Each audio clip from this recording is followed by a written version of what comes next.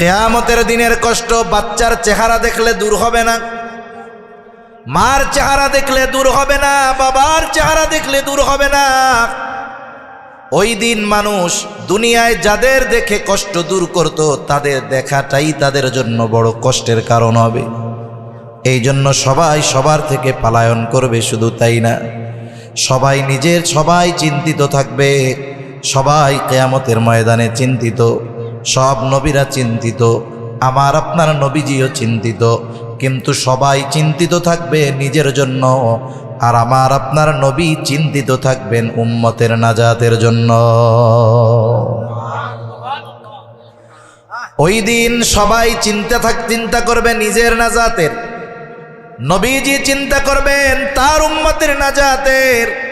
কত মুহাব্বত উম্মতের প্রতি। আল্লাহ তাআলা আমার আপনার নবীকে বলেন, ওয়ালা সাউফা ইউতিকা রাব্বুকা ফাতারদা, বলে আপনারে আমি অচিরেই এমন জিনিস দিব, আপনার রব আপনাকে অচিরেই এমন কিছু দিবে, আপনি খুশি হয়ে যাবেন। এই আয়াতের তাফসিরে হাদিস আসছে, নবীজি বলেন আমার একটা উম্মত যতক্ষণ জাহান্নামে থাকবে ততক্ষণ আমি খুশি হব না। আল্লাহ বলেন আপনারা আমি খুশি করে ছাড়বো, আর নবী কয় যতক্ষণ উম্মত জাহান্নামে থাকবে আমি খুশি হব না। ইব্রাহিম আলাইহিস সালাম তার গুনাহগার উম্মতের ব্যাপারে আল্লাহ তাআলার কাছে দোয়া করে বলে, রব্বি ইন্নাহুন্না আযলালনা কাসীরাম মিনান নাস, রব এই প্রতিমাগুলো, এই মূর্তিগুলো অধিকাংশ মানুষকে পথচ্যুত করে ফেলেছে, পথভ্রষ্ট করে ফেলেছে। ফামান তাবিআনি ফাইন্নাহু মিন্নি, তবে যে আমার আনুগত্য করেছে সে তো আমার দলভুক্ত। কিন্তু সবাই তো আমার কথা মেনে মূর্তি পূজা বাদ দেয় নাই। যদিও সবাই মূর্তি পূজা ছাড়ে নাই, ঈমান আনে নাই, ঈমান আনুক আর না আনুক, তারা যে সবাই ইব্রাহিম আলাইহিস সালামের উম্মত, এ ব্যাপারে কোনো সন্দেহ নাই। কারণ আমার আপনার নবীজির নবুয়তির পর থেকে নিয়ে কিয়ামত পর্যন্ত যত মানুষ আসবে, যত মানুষ আছে, যত মানুষ দুনিয়া থেকে চলে গেছে, সব আমার আপনার নবীর উম্মত। হোক ইমানদার, হোক বেঈমান, হোক নেককার, হোক বদকার, কিন্তু সকলে উম্মত হলো আমার আপনার নবীর। প্রত্যেকটা নবী তার উম্মতকে ভালোবাসে, আমার আপনার নবীও তার উম্মতকে ভালোবাসেন। ইব্রাহিম আলাইহিস সালাম ও তার উম্মতকে ভালোবাসেন। এই জন্য উম্মত যদি পাপীও হয়, গুনাহগারও হয়, কোন নবীর ওই পাপী উম্মতের জন্য মায়া থাকে না, এমনটা হয় না। সব নবী তার উম্মতদের ভালোবাসে। দুনিয়াতে যদি কারো সন্তান খারাপ হয়, ভালো আছে দুইটা, খারাপ হলো একটা, ওই মা বাবা খারাপ সন্তানটাকে দূরে ঠেলে দেয় না, বরং ওই খারাপটার জন্য আল্লাহর কাছে দোয়া করে বেশি। ভালো দুইজনের চাইতে খারাপ জনের জন্য দোয়া করে বেশি। ভালো দুইজনের চাইতে খারাপটার জন্য চিন্তা করে বেশি, আল্লাহ তাআলার কাছে দোয়া করে বেশি। কেন? বলে যদিও খারাপ তারপরেও সে তো সন্তান, সন্তানের প্রতি মা বাবার মহব্বত কত বেশি, আল্লাহর কসম তার চাইতে উম্মতের প্রতি নবীর মহব্বত অগণিত গুণ বেশি। আসলে মহব্বত ভালো আমাকে কে বাসে কেমনে বুঝবেন? কাঁঠাল পাকলে মাছির অভাব হয় না, দাওয়াত দেওয়া লাগে না, লাগে এমনি হাজির। টাকা পয়সার ক্ষমতা থাকলে লোক ডাকন লাগবো না, এমনি গুড় গুড় করে পাশ দিয়া ঘুরবো। একটা কথা আছে এরকম, সুদিনে বন্ধু অনেক হয়, দুর্দিনে কেউ থাকে না, সব ভাগে। কত নেতা, কত মিছিল, কত কিছু। মুসিবতের সময় কেউ নাই, আগে থুইয়া নিজের আখের গুছায় নিজের জীবন বাঁচানোর ব্যবস্থা আগে করে, ঠিক কিনা? তাহলে আমার আপনার প্রকৃত কল্যাণকামী কে? মুসিবতে যে আমাকে আপনাকে ছেড়ে যাবে না। মনে করেন দুনিয়ায় অনেক মানুষ থাকবে যারা আমাকে আপনাকে বলবে, হুজুর আপনারা অনেক ভালোবাসি, আপনার জন্য জীবন দিয়ে দিব। আপনাকেও অনেকে বলবে, বন্ধু আপনাকে অনেক ভালোবাসি। বাজারে গেছেন সেই বন্ধুরে নিয়ে মুসিবতে পড়ছেন, আপনি চিন্তা করতেছেন বিপদে আমি একা না, আমার বন্ধু তো আমার পাশে আছে, দুইজনে মিলা প্রয়োজনে জীবন দিব। বন্ধুর কারণে আপনার মনোবল বেশি, মুসিবতে পড়ছেন, ডানে বামে তাকায় দেখেন যেই বন্ধু দিনভর তসবিহ জপে, বন্ধু জীবন দিব জীবন দিব, বিপদে পড়ে ডানে বামে তাকায় দেখেন বন্ধু হাওয়া হয়ে গেছে। মানে আপনি বিপদে পড়ছেন তো বন্ধুর আর খবর নেই। এইবার বিপদ থেকে কোনো মতে উদ্ধার হয়ে বাড়ি আসলেন, সিএনজি থেকে নামছেন, সাথে সাথে বন্ধু আবার আপনার কানের কাছে গিয়ে তসবিহ জপা শুরু করেছে, বন্ধু তোমারে খুব ভালোবাসি, জীবন দিয়া দিব। বলেন তো মুসিবতে যেই বন্ধু পাশে ছিল না, বিপদে পড়েছেন যখন, আপনাকে রেখে চলে গেছে, এই বন্ধু যদি আপনারে বলে পরে যে তোমারে আমি খুব ভালোবাসি, জীবন দিয়া দিব, কি করবেন? তারে আদর করবেন? চা খাওয়াবেন? আগে হাতের কাছে যা পাবেন ওটা দিয়ে আগে পিটাবেন যে তুমি যদি আসলেই আমার বন্ধু হইতা তাইলে ওই বিপদে তুমি সবার আগে ভাগছ, তার মানে তুমি আমার আসল বন্ধু নয়। আসল কথা হলো এই দুনিয়ার মুসিবত, দুনিয়ার বিপদ এটা কোনো মুসিবতই নয়, বিপদ নয়। দুনিয়া ক্ষণস্থায়ী, দুনিয়ার সুখ স্বাচ্ছন্দ্য কষ্ট ক্লেশ বিপদ আপদ মুসিবত ক্ষণস্থায়ী। আমরা সবাই মুসিবতে আছি কম বেশি, কিন্তু চোখ দুটো যখন বন্ধ হবে দুনিয়ার মুসিবত আর থাকবে না। এই জন্য আসলে দুনিয়ার বিপদ মুসিবত এটা কোনো বিপদও নয়, মুসিবতও নয়। আসল বিপদ আসল মুসিবত হবে কিয়ামতের দিন। ওই মুসিবতে যে আমার আপনার পাশে থাকবে সেই হলো আমার প্রকৃত কল্যাণকামী, সেই আমাকে ভালোবাসে। এখন ওই মুসিবতের দিন কিয়ামতের দিন কি অবস্থা হবে? আল্লাহ তাআলা কোরআনুল কারীমের বিভিন্ন জায়গায় ওই দিনের চিত্র আমাদের সামনে তুলে ধরেন। আল্লাহ তাআলা বলেন, ইয়াউমা ইয়াফিরুল মারউ মিন আখিহি ওয়া উম্মিহি ওয়া আবিহি ওয়া সাহিবাতিহি ওয়া বানিহি লিকুল্লি ইমরিইম মিনহুম ইয়াউমাইযিন শা'নুন ইউগনি। আল্লাহ তাআলা বলেন কিয়ামতের দিন ভাই ভাইয়ের থেকে পলায়ন করবে। ওয়া উম্মিহি ওয়া আবিহি, পিতা মাতার থেকে পলায়ন করবে। ওয়া সাহিবাতিহি ওয়া বানি, স্ত্রী সন্তানদের থেকে মানুষ পলায়ন করবে। দুনিয়ায় মানুষ সারাদিন কষ্ট করে, 10 ঘন্টা 12 ঘন্টা 14 ঘন্টা, কত কঠোর কঠিন রোদের মধ্যে কষ্ট করে, কঠোর পরিশ্রম করে, কিন্তু বাড়িতে গিয়ে লোকটা যখন মা বাবার চেহারা দেখে, স্ত্রী সন্তানের চেহারা দেখে, মুহূর্তের মধ্যে তার সব কষ্ট দূর হয়ে যায়। ঠিক না? স্বাভাবিক বিষয়। সারাদিনের পরিশ্রম, বাচ্চা আব্বাকে একবার ডাক দিছে, কষ্ট শেষ। তার মানে দুনিয়ার কষ্ট বাচ্চার চেহারা দেখলে দূর হয়ে যায়। কিয়ামতের দিনের কষ্ট বাচ্চার চেহারা দেখলে দূর হবে না, মার চেহারা দেখলে দূর হবে না, বাবার চেহারা দেখলে দূর হবে না। ওই দিন মানুষ দুনিয়ায় যাদের দেখে কষ্ট দূর করত, তাদের দেখাটাই তাদের জন্য বড় কষ্টের কারণ হবে। এই জন্য সবাই সবার থেকে পলায়ন করবে। শুধু তাই না, সবাই চিন্তিত থাকবে। সবাই কিয়ামতের ময়দানে চিন্তিত। সব নবীরা চিন্তিত, আমার আপনার নবীজিও চিন্তিত, কিন্তু সবাই চিন্তিত থাকবে নিজের জন্য, আর আমার আপনার নবী চিন্তিত থাকবেন উম্মতের নাজাতের জন্য। ওই দিন সবাই চিন্তা করবে নিজের নাজাতের, নবীজি চিন্তা করবেন তার উম্মতের নাজাতের। কত মুহাব্বত উম্মতের প্রতি। আল্লাহ তাআলা আমার আপনার নবীকে বলেন, ওয়ালা সাউফা ইউতিকা রাব্বুকা ফাতারদা, বলে আপনারে আমি অচিরেই এমন জিনিস দিব, আপনার রব আপনাকে অচিরেই এমন কিছু দিবে, আপনি খুশি হয়ে যাবেন। এই আয়াতের তাফসিরে হাদিস আসছে, নবীজি বলেন আমার একটা উম্মত যতক্ষণ জাহান্নামে থাকবে ততক্ষণ আমি খুশি হব না। আল্লাহ বলেন আপনারা আমি খুশি করে ছাড়বো, আর নবী কয় যতক্ষণ উম্মত জাহান্নামে থাকবে আমি খুশি হব না। সব নবী জান্নাত অভিমুখে রওনা হয়ে যাবে, জান্নাতের দোরগোড়ায় পৌঁছায়া যাবে, জান্নাতের দরজা বন্ধ, জিজ্ঞাসা করা হবে কি ব্যাপার দরজা খোলো না কেন? জান্নাতের পাহারাদের থেকে জবাব আসবে, যিনি আসলে খোলা হবে তিনি আসেন নাই। কে তিনি? কোথায় তিনি? বলে তিনি হলেন মুহাম্মাদুর রাসূলুল্লাহ সাল্লাল্লাহু আলাইহি ওয়াসাল্লাম। কোথায় তিনি? বলে হাসরের ময়দানে। কি করেন? বলেন উম্মতের চিন্তায় বিভোর।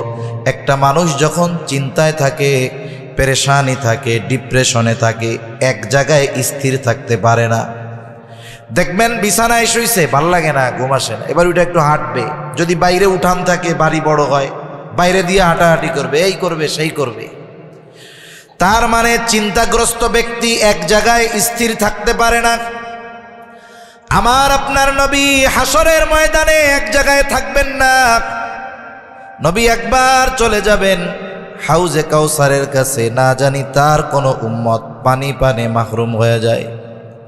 আর একবার চলে যাবেন পুলসিরাতের কাছে, না জানি কোনো উম্মত পুল পাড়ি দিতে ব্যর্থ হয়ে যায়।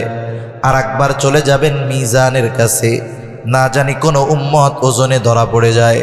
আর একবার চলে যাবেন জাহান্নামের কাছে, না জানি কোনো উম্মতকে জাহান্নামে দিয়ে দেওয়া হয়। আবার যখন উম্মতের জন্য সুপারিশ দরকার, নবীজি আল্লাহর দরবারে সুপারিশ করবেন উম্মতের জন্য।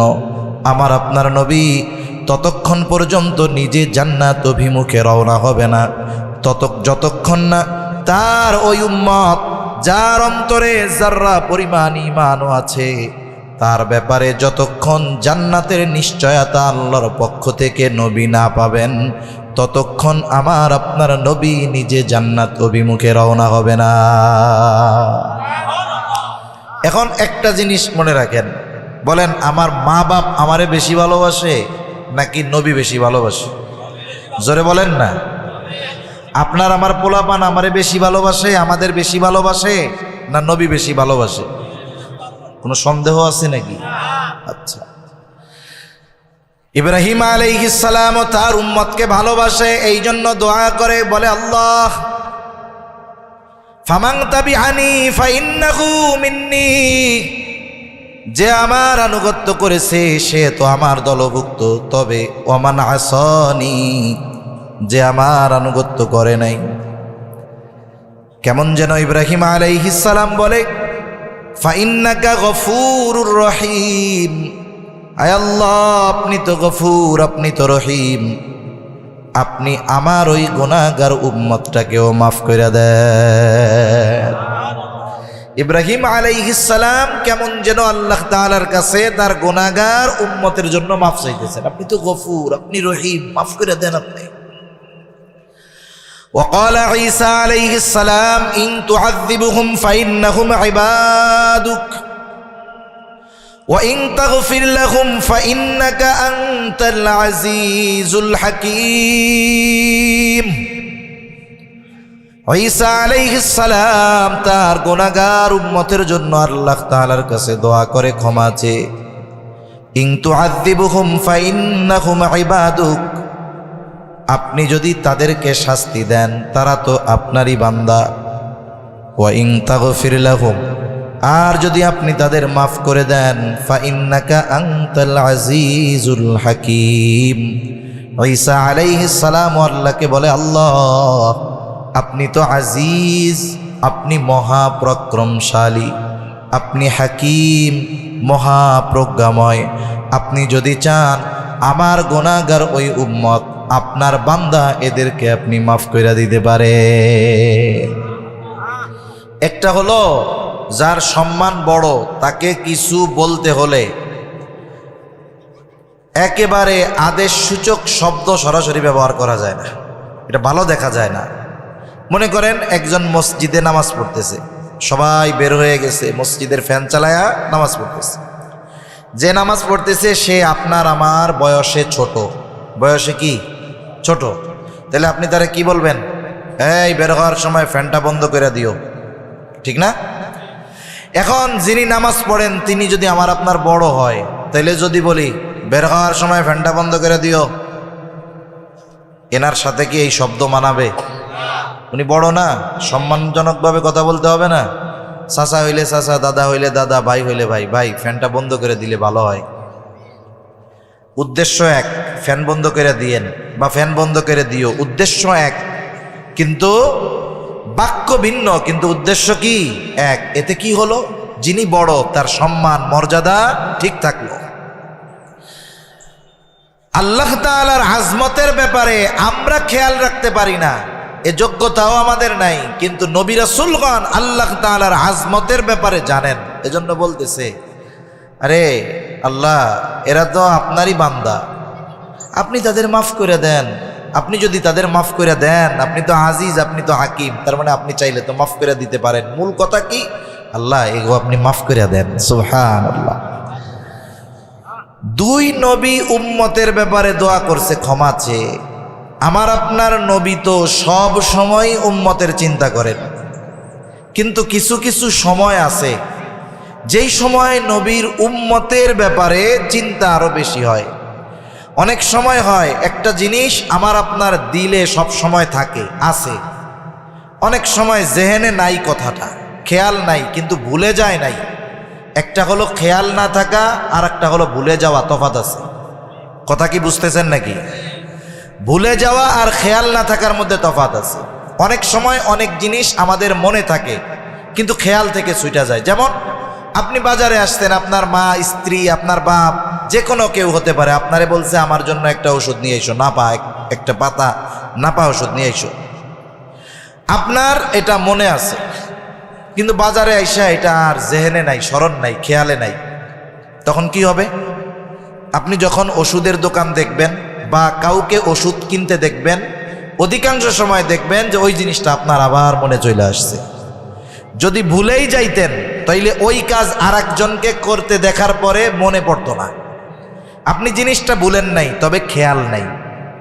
নবী উম্মতকে কখনো বলে না, আবার নবীর কখনো খেয়ালেও উম্মত থাকে না, কখনো এমনটাও হয় না। সুবহানাল্লাহ বলেন। এরপরেও যখন এই দুই নবীর উম্মতের ব্যাপারে আল্লাহ তাআলার কাছে দোয়ার আয়াত নবীজি তিলাওয়াত করছেন, উম্মতের ব্যাপারে নবীজির চিন্তা, মায়া, মোহাব্বত এটা আরো বাইরে গেছে। উম্মতের প্রতি মায়ার ঢেউ নবীর অন্তরে জাগ্রত হয়ে গেছে। নবীজি কি করলেন? ফারাফা ইয়াদাইহি ওয়া ক্বালা আল্লাহুম্মা উম্মতি উম্মতি ওয়া বাকা। নবীজি দুই হাত উঁচু করে আল্লাহ তাআলার কাছে বলেন, আল্লাহ আমার উম্মত, আমার উম্মত, আমার উম্মত, আর শুধু কান্না করেন, কিছুই বলেন না। যদিও নবীজি বলেন শুধু আমার উম্মত, কিন্তু নবীজি মূলত কি বলতে চায় দুনিয়ার কেউ না জানলেও যিনি জানেন তিনি কে? আরো জবান খুলে বলেন কে? নবীর কান্নার কারণ আল্লাহ তাআলা জানে, কিন্তু এরপরেও নবীজির জবানে শুনতে চায়। আল্লাহ তাআলা জিবরাইল আলাইহিস সালাম কি বলে? জিবরাইল যাও মুহাম্মাদের কান্নার কারণ জিজ্ঞাসা করো। এবার জিবরাইল আলাইহিস সালাম নবীজির কাছে আইসা জিজ্ঞাসা করে, আপনার কান্নার কারণ কি? যদিও আপনার কান্নার কারণ আপনার রব জানে, তথাপি আপনার কাছ থেকে জানতে চায়। এইবার আমার আপনার নবী উম্মতের ব্যাপারে সব কথা বললেন। জিবরাইল আলাইহিস সালাম আল্লাহ তাআলার কাছে গিয়ে বলে, আল্লাহ আপনার হাবিবের কান্নার কারণ হলো তার উম্মতের জন্য ক্ষমা, মাগফিরাতের আশায় কান্না করে। আল্লাহ তাআলা বলেন, জিবরাইল যাও মুহাম্মদকে গিয়ে জানায় দাও, আমি অচিরেই তাকে তার উম্মতের ব্যাপারে সন্তুষ্ট করব, আমি তার উম্মতের ব্যাপারে তাকে অসন্তুষ্ট করব না। আল্লাহ তাআলা বলেন, ওয়ালা সাউফা ইউতিকা রাব্বুকা ফাতারদা। অচিরেই আপনার রব আপনাকে এমন কিছু দিবে আপনি খুশি হয়ে যাবেন। আর আমার আপনার নবী বলে, উম্মত জাহান্নামে থাকবে একটাও, ততক্ষণ পর্যন্ত আমি খুশি হব না। সুবহানাল্লাহ। তাহলে নবীর মায়া, মহব্বত, ভালোবাসা কত আমাদের প্রতি। শুধু তাই না, নবী যখন উম্মতের দ্বারা আঘাতপ্রাপ্ত হইছেন, তখনও উম্মতের প্রতি বদদোয়া করেন নাই। বদদোয়া না করা, কষ্ট পাওয়ার পরেও এটা ভালোবাসার প্রতীক, ঠিক কিনা? কয়েকদিন আগে ফেসবুকে একটা ভিডিও আসছে, এক মা কান্না করতেছে। এক মা সন্তানের জন্য কান্না করে, সন্তানকে ঋণ করে অটো কিনে দিছে। কি কিনে দিছে? অটো। এই বলায় এই অটো বেইসা এক মেয়েরে বিয়া কইরা এলাকা ছেড়ে চলে গেছে। আল্লাহর বান্দা যুবক চলে গেছে, মহিলা মানুষ, স্বামী নাই, ঋণ কইরা দিছে, এটার টাকা দিতে হবে না?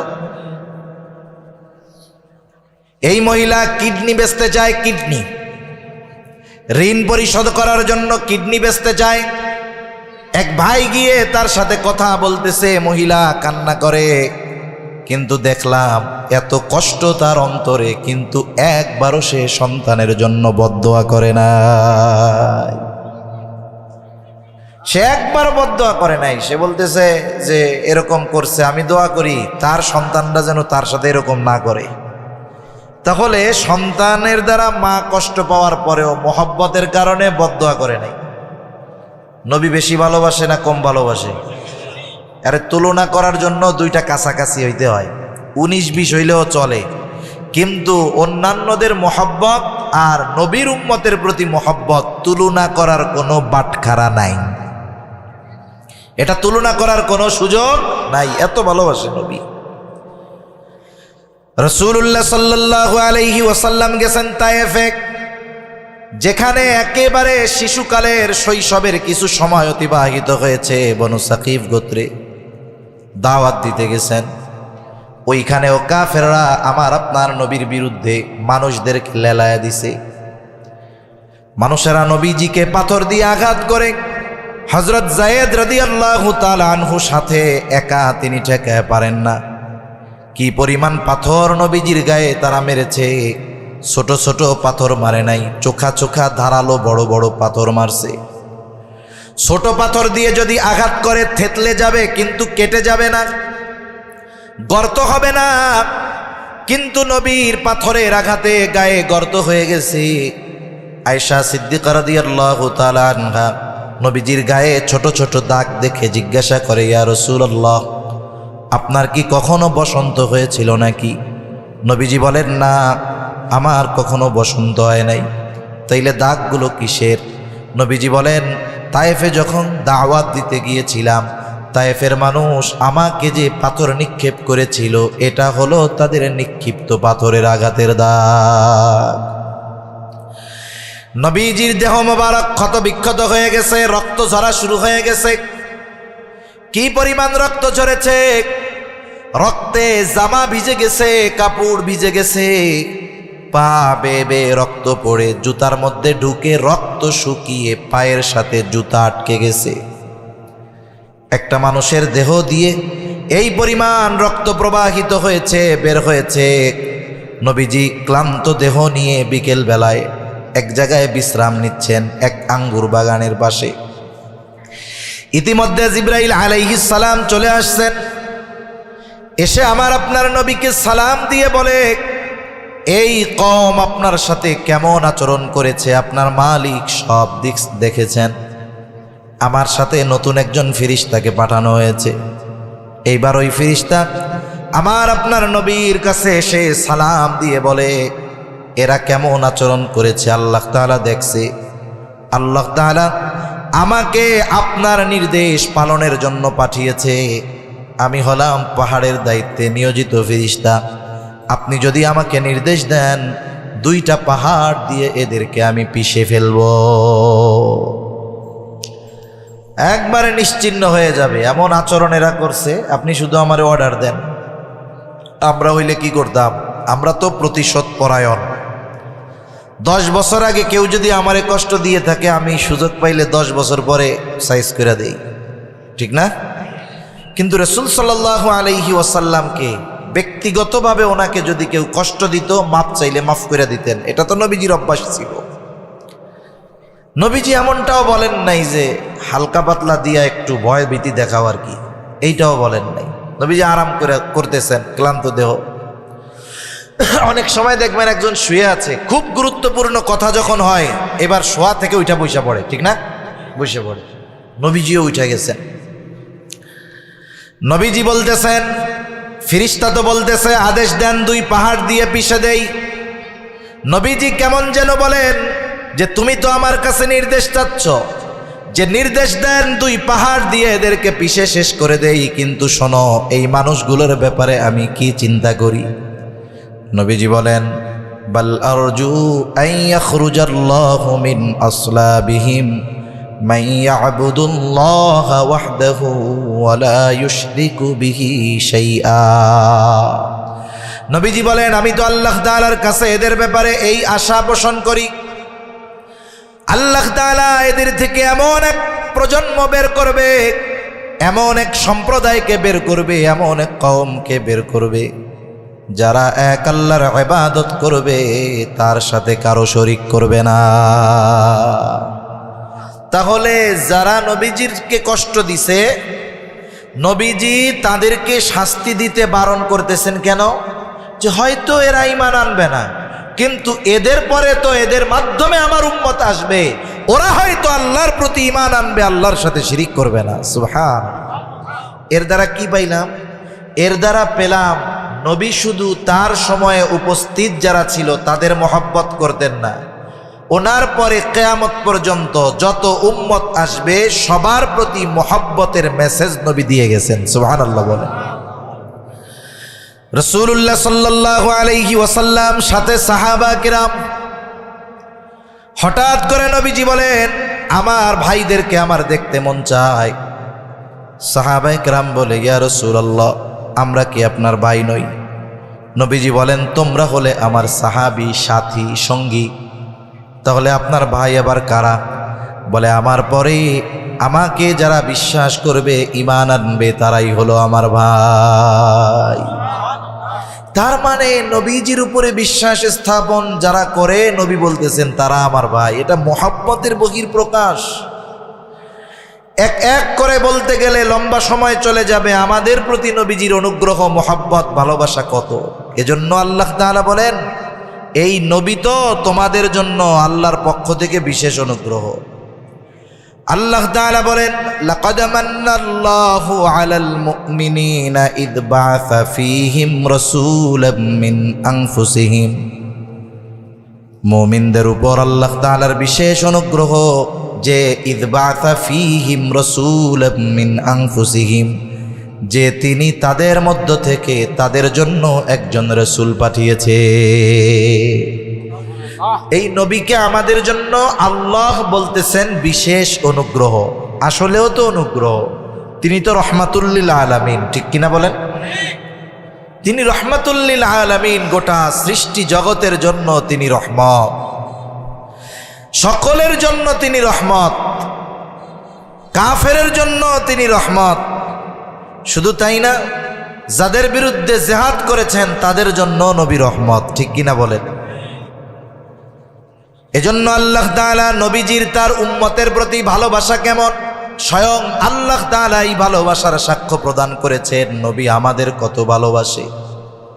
অনেক সময় সমাজে এমন ব্যক্তি থাকে যার ব্যক্তিত্ব এমন, 100 জনের কথার চাইতে তার কথাকে আমরা মূল্যায়ন করি বেশি, দাম দেই বেশি, ঠিক কিনা? নবী আমাদের কত ভালোবাসেন, নবীর থেকে তো জানছি, সাথে সাথে নবী কত ভালোবাসেন সেটা আমাদেরকে আরো সুন্দরভাবে জানিয়ে দিয়েছেন কে?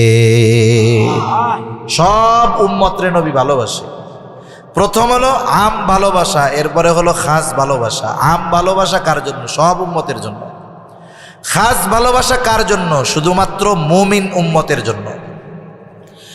এই কথাই আল্লাহ তাআলা বলেন লাকাদ মান্নাল্লাহু আলাল মুমিনিনা ইয বাআসা ফীহিম রাসূলাম মিন আনফুসিহিম। আল্লাহ রাব্বুল আলামিন জানায় দেন 1 নম্বরে যে নবী হলেন আল্লাহ তাআলার পক্ষ থেকে আমাদের জন্য বিশেষ অনুগ্রহ, বিশেষ করে মুমিনদের জন্য, কিন্তু সাধারণ সকলের জন্যই তো তার মায়া আছে। এই কথা আল্লাহ তাআলা আমাদেরকে জানায় বলেন লাকাদ জাআকুম রাসূলুম মিন আনফুসিকুম আজিজুন আলাইহি মা আনিতুম হারিসুন আলাইকুম বিল মুমিনিনা রাউফুর রহিম। আল্লাহ তাআলা বলেন, লাকাদ জাআকুম রাসূলুম মিন আনফুসিকুম, তোমাদের মধ্য থেকে তোমাদের জন্য এমন একজন রাসূল এসেছেন। তিনি কেমন রাসূল? আজিজুন আলাইহি মা আনিতুম, এক নম্বরে আল্লাহ তাআলা বলেন তোমাদের জন্য যেটা কষ্টের সেটা তার জন্য কষ্টের। তার মানে উম্মত যেটাতে কষ্ট পায় ওই নবী ওইটাতেও কষ্ট পায়। সুবহানাল্লাহ। এখন একজনের যদি কষ্ট হয় আর একজন কষ্ট পায় কেমন? আমি খাইলে আপনার পেট ভরবে না তো। তাহলে একজনের কষ্ট হইলে আর একজনের এই কষ্ট কেমনে হয়? এই কষ্ট হওয়ার পেছনে যেটা সবচাইতে বড় কাজ করে সেটার নাম হলো মহব্বত, ভালোবাসা। যার প্রতি আপনার যত ভালোবাসা বেশি তার কষ্ট আপনাকে তত বেশি কষ্ট দিবে, ঠিক না? যেমন মনে করেন আপনার সন্তান আছে 2 বছর বয়স, একেবারে প্রত্যন্ত অঞ্চলে আপনার বাড়ি, যেখান থেকে মন চাইলেই গাড়ি পাওয়া যায় না, সন্ধ্যার পরে মন চাইলে শহরে চলে যাওয়া যায় না। গভীর রাত আপনার 2 বছরের বাচ্চাটার জ্বর হইছে, এত জ্বর তার কপাল মনে হয় ফেটে যাচ্ছে, চোখ দুটো মনে হয় বের হয়ে যাচ্ছে। জ্বরের তীব্রতায় সে উল্টাপাল্টা বলতেছে। এরকম জ্বর অনেক সময় হয় না ছোট বাচ্চাদের? আহ আহ করতেছে, ছোট বাচ্চা, রাত বাজে 2টা। বলেন তো এইরকম অসুস্থতা যদি কারো সন্তানের হয়, কোন মা বাবা আছে নাক ডেকে ঘুমাবে? বলেন তো কেউ ঘুমাবে নাকি? দুইজনই পাশে এসে বসবে, সন্তানের মাথায় হাত দিবে, চেহারার দিকে তাকাবে। বলেন তো জ্বরের তীব্রতায় সন্তানের যত কষ্ট হবে, পাশে বসে থাকা মা বাবার ওই সন্তানের চাইতে কষ্ট বেশি হবে নাকি কম হবে? অসুস্থ সে তো অসুস্থ না, অসুস্থ তো বলা কষ্ট হয় কেন? কই যে মা বাপ যে মহব্বতের কারণে কি হয়? কষ্ট হয়। এখন বলেন মা বাবার যদি সন্তানের কষ্টের কারণে মা বাবার যদি কষ্ট হয়, উম্মতের কষ্টে নবীর কষ্ট হয় না? এই জন্য আল্লাহ তাআলা বলেন তিনি হলেন আজিজ, সমব্যথী। তোমাদের জন্য যেটা কষ্টের তার জন্য সেটা কষ্টকর। এরপরে আল্লাহ তাআলা বলেন হারিসুন আলাইকুম, তোমাদের জন্য তিনি কল্যাণকামী। নবীজি সব সময় উম্মতের কল্যাণের চিন্তা করতেন, সেটা ইবাদতের ক্ষেত্রে হোক অন্য ক্ষেত্রে হোক। এই যে তারাবির নামাজ নবীজি পুরা 30 দিন মসজিদে গিয়া পড়েন নাই কেন? নবীজি চিন্তা করছে এটা যদি আমি ধারাবাহিক পড়ি তাহলে উম্মতের জন্য যদি এটা ফরজ করে দেওয়া হয় এটা তাদের জন্য কষ্টের হয়ে যাবে। এই জন্য নবীও চায় যে ইবাদতের ক্ষেত্রেও যেন আমার উম্মতের কষ্ট না হয়। এটা অনুভব করতে পেরেছেন বিদায় চিন্তা করছেন আল্লাহ চাইলে কইরাও দিতেও পারে, এই জন্য বাদ দিচ্ছেন, আর মসজিদে যায় পড়েন না। সেই জন্য উম্মতের জন্য যেটা কল্যাণকর নবীজি ওইটাই করতেন। হাদিসের মধ্যে আসছে আল্লাহ তাআলা প্রত্যেকটা নবীকে তার উম্মতের ব্যাপারে এক একটা বিশেষ দোয়া করার সুযোগ দিয়েছেন এবং ওই দোয়া কবুলের প্রতিশ্রুতি আল্লাহ তাআলা দিয়েছেন। নবীজি বলেন সব নবী দুনিয়ায় তার উম্মতের ব্যাপারে ওই দোয়াটা করে ফেলছে, আমি দোয়াটাকে সংরক্ষণ করে রেখেছি, কিয়ামতের দিন আমার উম্মতের জন্য সুপারিশ হিসাবে ওই দোয়া আমি আল্লাহর কাছে করব। কারণ নবী জানেন ওই দোয়া দুনিয়ায় করার চাইতে পরকালে যদি করা হয় আমার উম্মতের জন্য কল্যাণ বেশি, এই জন্য দুনিয়ায় করেন নাই। এই দুইটা জিনিস সবার জন্য। যেমন নবীজি কিয়ামতের দিন যখন সুপারিশ করবেন শাফাআতে কুবরা, এটা সারা পৃথিবীর সকল নবীর উম্মত সকল সৃষ্টির জন্য সুপারিশ হবে। হাসরের ময়দানে যখন সব কিছু স্থবির, কিছুই হয় না, আল্লাহ তাআলা তো রাগ হয়ে আছে, বিচার কাজও শুরু হয় না, এপাশ দিয়ে অবস্থান করার মতো পরিবেশও নাই, এত কষ্ট যন্ত্রণা, মানুষ চিন্তা করবে বিচার কাজ তো শুরু হোক, বিচারের পরে জান্নাত হোক আর জাহান্নাম হোক সেটা পরে হবে, এই অবস্থা থেকে তো বাঁচা যাবে। এখন আল্লাহ তাআলা তো কাহ্হার, কে গিয়া বলবে বিচার শুরু করেন? কেউ করবে না। লম্বা হাদিস, শেষমেশ আমার আপনার নবীর মাধ্যমে সুপারিশ হবে। আল্লাহ তাআলার কুদরতি কদমে আমার আপনার নবী সেজদা করবেন, প্রশংসা করবেন, কত দীর্ঘকাল প্রশংসা করবেন, কত শব্দাবলী দিয়ে প্রশংসা করবেন। আল্লাহ সব আমার আপনার নবীর অন্তরে ঢেলে দিবেন। এক সময় আল্লাহর রাগ কমবে, বলবে হাবিব মাথা উঠান, কি বলতে চান বলেন, আপনার সব কিছু আমি কবুল করে নিব। সুবহানাল্লাহ। নবী বলবেন বিচার শুরু করে দেন। রাসূল আকরাম সাল্লাল্লাহু আলাইহি ওয়াসাল্লাম কল্যাণকামী, সমব্যথী সবার জন্য। তবে মুমিনের প্রতি স্পেশাল ভালোবাসা আমার আপনার নবীর। এই জন্য আল্লাহ তাআলা বলেন বিল মুমিনিনা রাউফুর রহিম। নবী তার মুমিন উম্মতের জন্য রাউফুর রহিম। রাউফ আল্লাহ তাআলার গুণবাচক নাম, রহিম আল্লাহ তাআলার গুণবাচক নাম। দুনিয়ার কোনো মানুষ, দুনিয়ার কোনো সৃষ্টি রাউফুর রহিম হতে পারে না। রাউফুর রহিম কে? জোরে কন। ঘুমাইতেছেন নাকি? এইরকম কইলে ঘুম আসারই কথা। তাকবীর দেন, নারায়ে তাকবীর, আরো জোরে নারায়ে তাকবীর। মাশাআল্লাহ। আল্লাহ তাআলা বলেন যে এই নবী তার মুমিন উম্মতের জন্য রাউফুর রহিম। কে বলতেছে? আর রাউফুর রহিম কে? আর নবীকে আল্লাহ বলতেছে যে নবী এই উম্মতের জন্য রাউফুর রহিম। তাহলে রাউফুর রহিম এই গুণবাচক নামটা আল্লাহর, অতি সদয় পরম দয়ালু। কে? অথচ আল্লাহ তাআলা বলেন এই নবী তার উম্মতের জন্য অতি সদয় পরম দয়ালু। তার মানে কি পরিমাণ মোহাব্বত, কি পরিমাণ ভালোবাসা উম্মতের প্রতি নবীজির, এ কথার দ্বারা সুস্পষ্টভাবে বোঝা যায় যে উম্মতের প্রতি নবীর মোহাব্বতের কথা বলতে গিয়ে আল্লাহ তাআলা তার গুণবাচক শব্দ স্বয়ং তার নবীজির শানে ব্যবহার করেছে। এখন এতটুকুতে আশা করি বুঝতে পারছেন নবীজি আমাদের কত ভালোবাসে, নাকি সন্দেহ আছে কোনো? আর নিখাত, অগাধ, অকৃত্রিম ভালোবাসা নবীজির আমাদের প্রতি। মহাসমুদ্রের তলদেশ খুঁজে পাওয়া যাবে, কিন্তু উম্মতের প্রতি নবীজির ভালোবাসার গভীরতা খুঁজে পাওয়া যাবে না। যেই নবী এত ভালোবাসেন সেই নবীকে ভালোবাসতে হবে না আমাদের? দুনিয়ার ভালোবাসাগুলো সম্পর্কের কারণে হয়, ওখানে সম্পর্ক স্বার্থ নিহিত থাকে। কিন্তু নবীর প্রতি ভালোবাসা শুধু সম্পর্ক স্বার্থ না, ওইখানে ঈমান সম্পৃক্ত আছে। ঠিক কিনা বলেন? এজন্য নবীজি সাল্লাল্লাহু আলাইহি ওয়াসাল্লাম বলেন লা ইউমিনু আহাদুকুম হাত্তা আকুনা আহাব্বা ইলাইহি মিন ওয়ালিদিহি ওয়া ওয়ালাদিহি ওয়ান নাসি আজমাইন।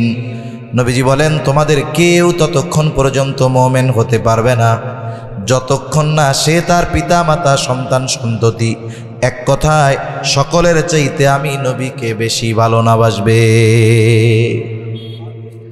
তাহলে নবীকে ভালোবাসতে হবে কতটুকু? নিজের জীবনের চাইতেও বেশি। আচ্ছা, আপনি যাকে, আমি যাকে জীবনের চাইতে বেশি ভালোবাসতে পারবো, তার জন্য তো আমি জীবনই দিতে পারি। তাইলে অন্য সব কিছু করা ওইটা তো সাধারণ ব্যাপার। ঠিক কিনা বলেন? আমি আপনি যার জন্য জীবন দিতে পারবো তার জন্য অন্যান্য কিছু করা এটা কোনো ব্যাপার? কোনো ব্যাপার না।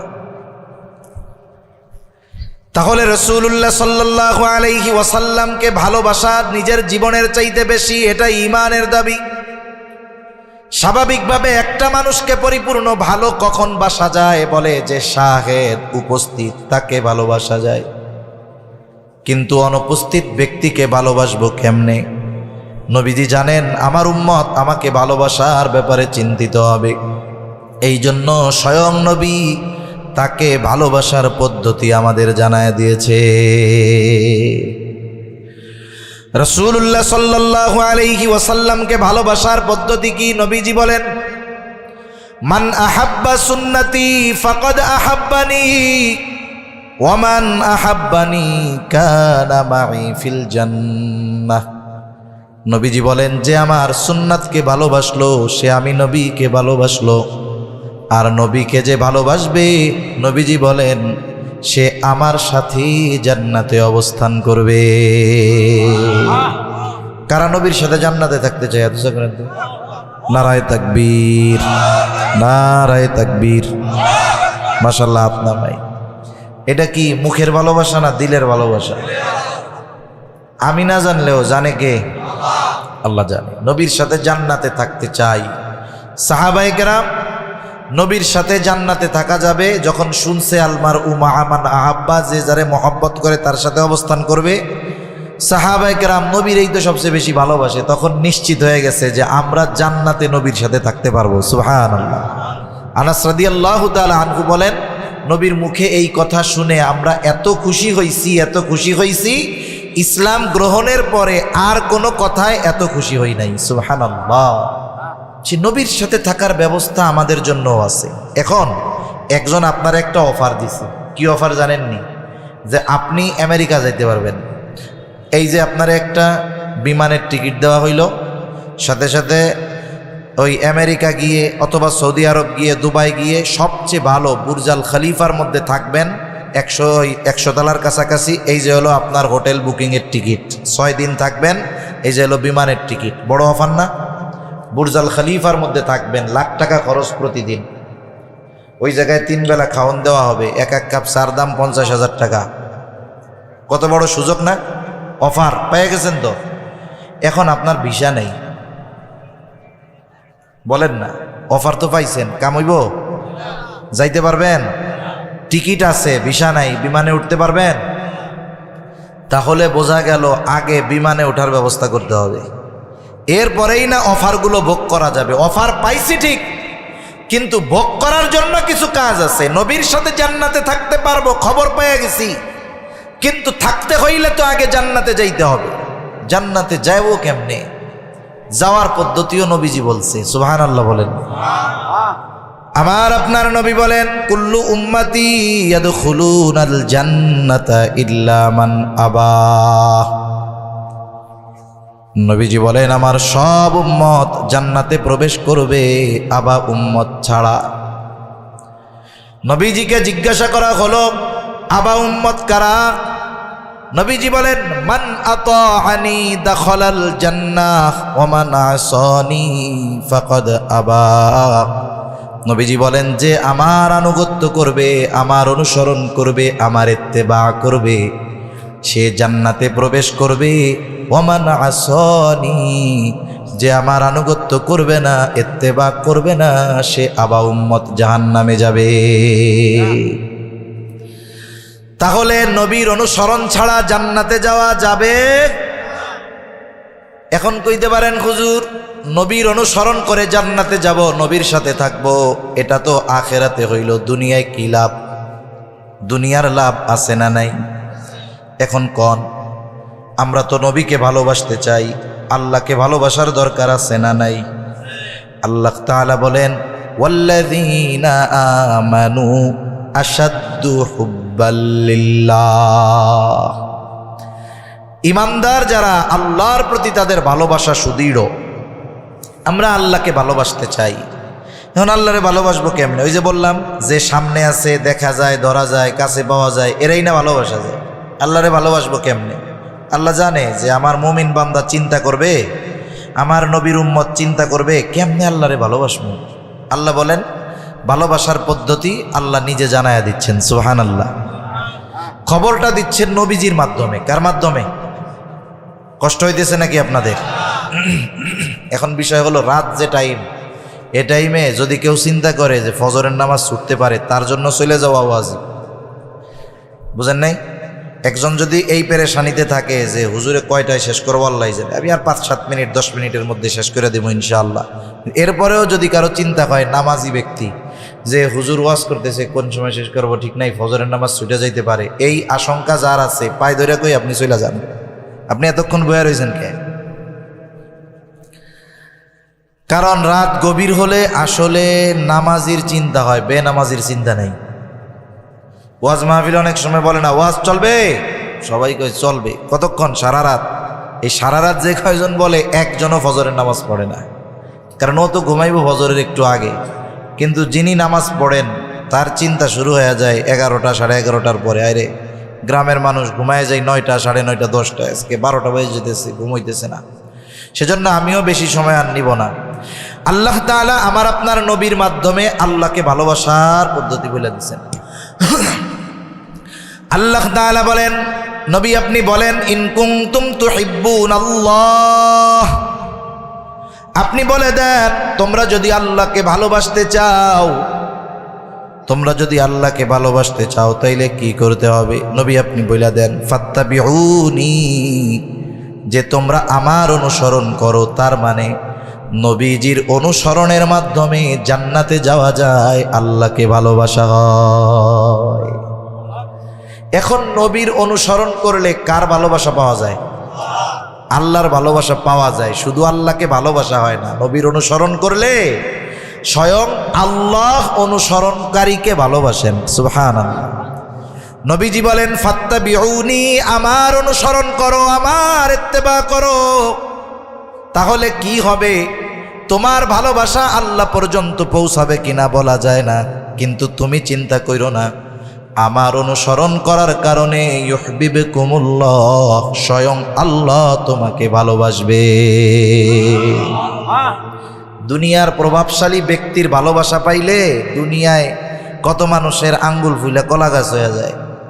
আর আহকামুল হাকিমিনের ভালোবাসা যদি পাওয়া যায়, এর চাইতে সৌভাগ্যের আর কিছু আছে? একটা হাদিস কই, বলতে চাইছিলাম না, মনে আসলো তাই বলি। আল্লাহ ভালোবাসলে লাভ আছে না নাই? দুনিয়ার লাভটাই কই, আখেরাতের লাভ থাক একদিকে, দুনিয়ার লাভ কি? হাদিসের মধ্যে আসছে, নবীজি বলেন, যখন আল্লাহ তাআলা কাউকে ভালোবাসে, যখন আল্লাহ তাআলা কাউকে বলেন, আল্লাহ কাকে ভালোবাসে? যে নবীর অনুসরণ করে। আমি বলবো আল্লাহ কাকে ভালোবাসে, আপনারা বলবেন যে নবীর অনুসরণ করে। আল্লাহ কাকে ভালোবাসে? তাইলে যে নবীর অনুসরণ করে তাকে আল্লাহ ভালোবাসে। এখন আল্লাহ তাআলা যাকে ভালোবাসে, এখন তার অবস্থা কি হয়? আল্লাহ তাআলা জিবরাইল আলাইহিস সালামকে বলেন, ও জিবরাইল, আমি দুনিয়ার অমুকরে ভালোবাসি। আল্লাহ তাআলা তার নাম ধরে জিবরাইল আলাইহিস সালামকে কি বলে? যে আমি দুনিয়ার অমুককে ভালোবাসি, তুমিও ভালোবাসো। এখন জিবরাইল আলাইহিস সালাম কি বলবে? আল্লাহ না, আপনি ভালোবাসেন বাসেন, আমি ভালোবাসতে পারবো না। এটা কি বলবে জিবরাইল আলাইহিস সালাম? তার মানে এরপরে জিবরাইল আলাইহিস সালাম তাকে ভালোবাসে, শুরু করে দেয় ভালোবাসা। এবার আসমানের ফেরেশতাদের সর্দার তো জিবরাইল আলাইহিস সালাম। নবীজি বলেন, এবার জিবরাইল আসমানের বাসিন্দাদের মধ্যে ঘোষণা করে দেয়,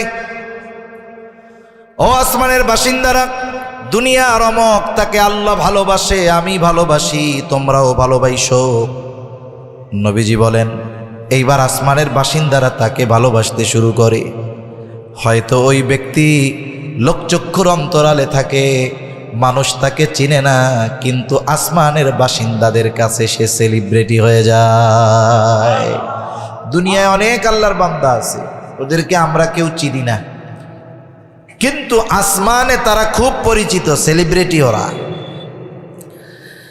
রাসূলুল্লাহ সাল্লাল্লাহু আলাইহি ওয়াসাল্লাম বলেন, এরপরে কি হয়? বলে, জমিনের বাসিন্দাদের মধ্যে আল্লাহ তাআলা ওই ব্যক্তির মহব্বত এবং গ্রহণযোগ্যতা দুনিয়ার মানুষের অন্তরের মধ্যে সৃষ্টি করে দেয়। এইবার দুনিয়ার মানুষ তাকে নিঃস্বার্থ ভালোবাসতে থাকে, দুনিয়ার মানুষের কাছে সে গ্রহণযোগ্য ব্যক্তি হয়ে যায়। তাহলে নবীর অনুসরণ করে যেই সম্মান গ্রহণযোগ্যতা মানুষের কাছে পাওয়া যায়, এটা হলো অকৃত্রিম, এটা হলো অকৃত্রিম, রিয়েল ভালোবাসা, অরিজিনাল ভালোবাসা। আর দুনিয়ার ক্ষমতা, প্রভাব, প্রতিপত্তির দ্বারা যে ভালোবাসা পাওয়া যায় ওটা সাময়িক ভালোবাসা। কয়দিন আগে যারা স্যালুট মারতো দেখা যাদেরকে, এখন ওই ব্যক্তিরাই তাগো লাল বানায় দিতেছে পিটাইয়া। তার মানে পাওয়ার নাই, সম্মান, ভালোবাসা কিছুই নাই। কিন্তু এই জমিনে অনেক মানুষ আছে, চলে গেছে, তাদেরকে মানুষ গ্রহণযোগ্য মনে করে, সাথে সাথে হৃদয় থেকে সর্বোচ্চ ভালোবাসে। এজন্য নবীর অনুসরণের মাধ্যমে আল্লাহর ভালোবাসা পাওয়া যায়, দুনিয়ার মানুষের গ্রহণযোগ্যতা তার মধ্যে আসে। তাহলে কথা শেষের দিকে, নবীজির অনুসরণ করলে জান্নাতে যাওয়া যায়, নবীকে মোহাব্বত করলে নবীর সাথে জান্নাতে থাকা যায়।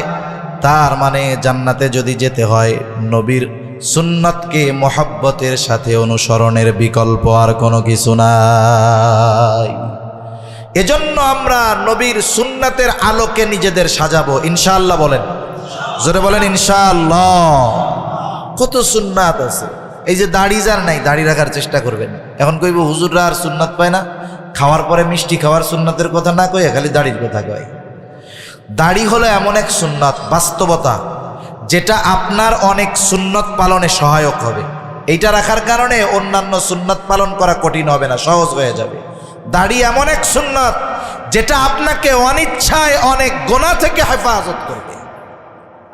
দাড়ি এমন এক সুন্নাত যেটা দুনিয়া থেকে যাওয়ার পরে প্রথম ফেরেশতাদের চোখে পড়ে। এ দুনিয়ায় কেউ চিরদিন থাকবো? মারা যাব না আমরা? মারা যখন যাব দাফনের জন্য প্রস্তুতি নিবে, গোসল করাবে, কাফন পরাবে, খাটিয়া কাঁধে কইরা কবরের পাশে নিয়ে যাবে। দুইজন কবরে নামবে, কয়েকজন উপর থেকে লাশটা ধরায়া দিবে। কবরের মধ্যে যখন লাশ রাখা হয় দোয়া পড়ে, বিসমিল্লাহি ওয়া আলা মিল্লাতি রাসূলিল্লাহ। দোয়ার অর্থ কি? আমরা অনেকের বেলায় পড়ি, আমার আপনার বেলায়ও একদিন এই দোয়া পড়া হবে। বুজুর্গানে দ্বীনের ভাষায় বলে ওই ব্যক্তিকে কবরে রাখে, তার ব্যাপারে সত্যায়ন করে, সার্টিফিকেট দেয়, আল্লাহকে বলে আল্লাহ এমন এক ব্যক্তিকে কবরে রাখতেছি যে সারা জীবন রসুলের মিল্লাত, তাই সুন্নতি রসুলিল্লাহ, সে সারাটা জীবন রসুলের সুন্নাতের উপরে অতিবাহিত করেছে। সারাটা জীবন যখন মরছে সুন্নাতের উপরে ছিল, এখন তারে কবরে রাখতেছি এমত অবস্থায়ও সুন্নাতের উপরে আছে। পায়ে ধরে বলি, কাউকে কষ্ট দেওয়া উদ্দেশ্য নয়। দেখা গেল যার ব্যাপারে এই দোয়া পড়ে কবরে রাখা হলো, তার চেহারার মধ্যে নবীর সুন্নাত দাড়ি নাই। এইবার বলেন, কবরে রাইখা যেই কথা বলছে এই কথা তার ব্যাপারে সত্য নাকি মিথ্যা? তাইলে কেউ কি চায় যে তাকে কবরে মিথ্যা কথা কইয়া রাখা হোক? কেউ চায় না। মুখটা খোলা রাখা হয়। যখন কবর থেকে উঠে আসবে লাস্টে কি করে? সুন্দর মতো গিট দেওয়া থাকলে ফেলে দিয়ে আসে। আইসে চোখ, প্রথমেই চোখ পড়বো দাড়ির মধ্যে। কইছে নবীর সুন্নাতের উপরে রাইখা গেছে, সুন্নাতের খবর নাই। এজন্য আসলে জীবনটা এভাবে সাজানোর দরকার। কিভাবে? হায়াত মৌতের কোনো নির্দিষ্ট সময় নাই। সময়টা আছে, তবে আমাদের কাছে অনির্দিষ্ট, ঠিক না? নির্ধারিত সময় তো আল্লাহ তাআলা রাখছেন, কিন্তু সেই সময়টা কখন আমরা কি কেউ জানি নাকি? জানি না। কতজন আছে যে সুস্থ অবস্থায় গেছে, উঠছে, মারা গেছে। এরকম বহুত মানুষ আছে, বহুত মানুষ এ জীবনে আছে। এ পৃথিবীতে অনেক মানুষ ঘর থেকে বাইর হইতে পারে নাই, বাজার থেকে বাড়ি যেতে পারে নাই, মারা গেছে। বুড়া না, যুবক মানুষ মারা গেছে। মৃত্যুর হার বৃদ্ধদের চাইতে যুবকদের বেশি। এখন আমি আপনি যখন মারা যাব, আমার আপনার ব্যাপারে এই দোয়াটা বলা হবে। আমাকে আপনাকে জীবনটা এমনভাবে সাজাতে হবে, এখন মরি আর কালকে মরি আর 10 বছর পরে মরি, যখনই মারা যাব আমাকে যখন কবরে রাখবে আমার ব্যাপারে যেন এই দোয়াটা, এই কথাটা সত্য হয়। এভাবে যদি জীবনটা সাজাতে পারি তাহলেই আমি আপনি কামিয়াব, আমি আপনি সফল, ঠিক কিনা বলেন? এজন্য সর্বশেষ কথা, রসুলের মোহাব্বত এটা ঈমানের অংশ। মোহাব্বত নাই তো ঈমান নাই। আর এই মোহাব্বতের প্রমাণ দিতে হবে কেমনে? নবীর আদর্শকে, সুন্নতকে মোহাব্বত এবং অনুসরণের মাধ্যমে। তাহলেই নবীজিকে প্রকৃত ভালোবাসা হবে। নবীর সুন্নাত অনুসরণ করলে আল্লাহর ভালোবাসা পাওয়া যাবে। আল্লাহর ভালোবাসা যদি পাওয়া যায়, দুনিয়ার মানুষের কাছে অকৃত্রিম ভালোবাসা আর গ্রহণযোগ্যতা পাওয়া যাবে, ঠিক কিনা বলেন? আল্লাহ তাআলা আমাদের সকলকে নবীজির আমাদের প্রতি মহব্বতকে অনুধাবন করে আমাদেরকেও নবীর সুন্নাত মহব্বতের সাথে অনুসরণ করার তৌফিক আল্লাহ দান করেন। সকলে বলি আমিন। ওয়া আখির দাওয়ানা আনিল হামদুলিল্লাহি রাব্বিল আলামিন। আসসালামু আলাইকুম ওয়া রাহমাতুল্লাহি ওয়া বারাকাতুহু।